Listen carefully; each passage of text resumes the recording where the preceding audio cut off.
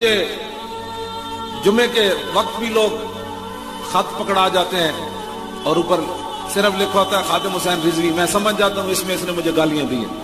कोई मुझे बैरंग खत भेजते हैं, कोई मुझे फोन पर गालियां देते हैं, ऐसे नंबरों से वो बंद हो जाते हैं।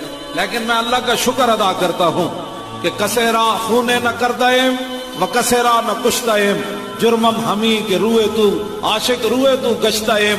ना मैंने किसी का खून बहाया, ना मैंने किसी को जख्मी किया। हुजूर मुझे गालियां इसलिए मिल रही हैं कि मैं आपके इश्क व मोहब्बत और खत्म नबूवत की बात करता हूं। और मैं इस पर खुश हूं और मैं इस पर वो खत जो है वो जमा करके अलहदा रखे हुए हैं ताकि मेरा अगर कोई बंदा मुझे मोहब्बत करने वाला पढ़ लेना तो वो कहे मैंने इस बंदे को भी कत्ल कर देना है जिसने आपको खत लिखा है। लेकिन मैंने कभी किसी को बताया ही नहीं। क्या जुर्म है हमारा? एक व्हीलचेयर पर बैठे हुए बंदे का क्या जुर्म हो सकता है? पहले तुमने कहा 21 करोड़ लिया, पत्नी दाता साहब से हम उठ जाएंगे तो पत्नी कितने करोड़ कहेंगे? आज जो 21 करोड़ लेकर आए फिर दाता साहब पे जाकर क्यों बैठे? फिर पैसे जो लेकर आते हैं ना वो तो दोबारा चूं भी नहीं करते। उनको पता होता है कि हमें कल आईना दिखा दिया जाएगा।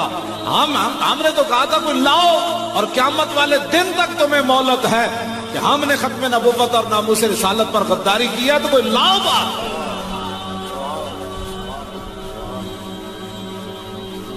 लेकिन हशर को होगा ये मालूम कि जीता कौन और हारा कौन।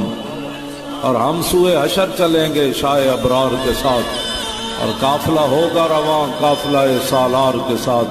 ये तो तैबा की मोहब्बत का असर है, वरना कौन रोता है लिपट कर दरो दीवार के साथ। ऐ मज़हर हम भी सुनेंगे कोई नाते रंगी, गर मुलाकात हो गई शायर दरबार के साथ।